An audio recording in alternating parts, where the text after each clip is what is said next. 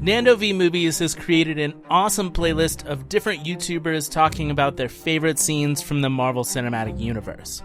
It's all to get you hyped up for what will likely be a movie that both ends a decade worth of storytelling from Marvel and a new beginning forward. And that's Avengers Endgame.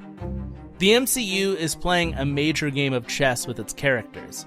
We saw a glimpse of that with Infinity War, where far too many people are making moves around the galaxy, with some of them making it to the final moments of the game and some likely not. But what happens when this chess game is over? What happens after Endgame? What happens to the universe's heroes that are no longer fit to be our heroes?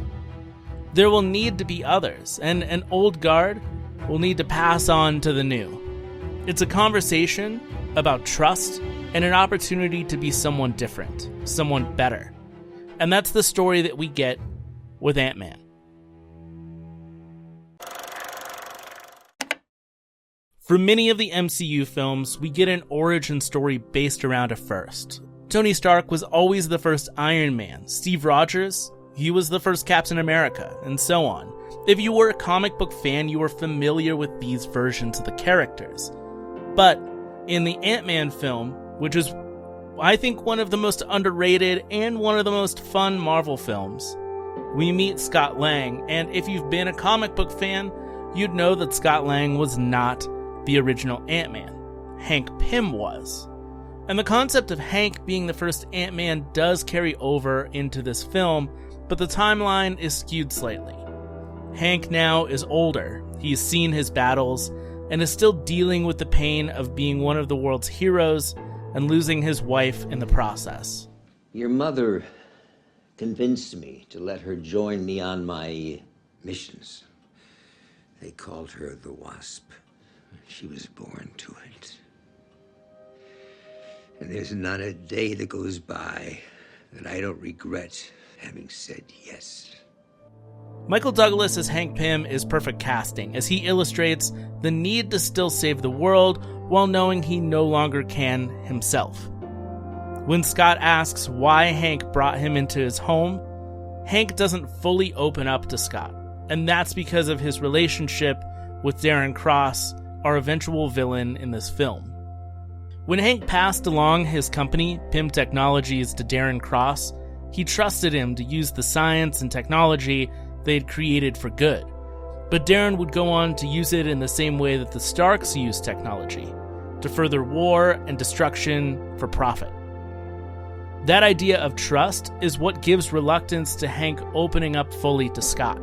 But while explaining why he needs Scott, Scott asks what Hank wants from him. Hank says, in his own words, Scott, I believe that everyone deserves a shot at redemption. Do you? I do. If you can help me, I promise I can help you be with your daughter again. Now, are you ready to redeem yourself? Absolutely. My days of breaking into places and stealing shit are done. What do you want me to do? I want you to break into a place and steal some shit. That moment and that scene isn't just about Scott's need to be a better father figure to his daughter, and to find a better path in life than being a thief. It's actually Hank reflecting back on his own actions. Hank had previously picked Darren to be the company head of Pym Technologies, but choosing Scott to be the Ant-Man was his shot at a second chance as well. It's this moment, in the midst of one of the funniest movies in the MCU, that we get a sense of humanity, weakness, flaw, and growth. These two people need each other and can make each other better.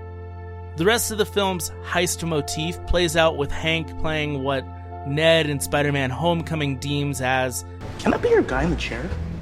What? You know how there's a guy with the headset telling the other guy where to go? Like if you're stuck in a burning building, I could tell you where to go because there'd be screens around me and I could, swivel around them because I could be your guy in the chair. Well, Scott goes on a mission unlike anything he's ever done before. Ant-Man ends with Hank opening up and being trusting enough to present the Wasp suit to his daughter Hope. And Scott really does end up leaving the criminal life behind, working to be a better father figure, and to eventually don the suit again as Ant-Man in future installments. Ant-Man gives us a glimpse of a future beyond Marvel's Endgame. It gives us a glimpse into what makes us all humans. But more importantly, it gives us an idea of how we can all be heroes. We don't have to be perfect or strong or courageous. We can have a past that seems downright criminal, and we can be a bit rough around the edges. But when it comes time, and when we want to be, we just have to trust in each other and rise to the occasion when it presents itself. If you're into learning more about the MCU, we have a playlist for our Marvel 101 series. I'll also leave a link to that, along with the Nando v Movies playlist in the description below. If you liked what you saw here, make sure to subscribe and leave a comment below telling me what your favorite Marvel scene is from any of the films that have come out so far. Thanks for watching, and as always, my friends, keep on moving, people.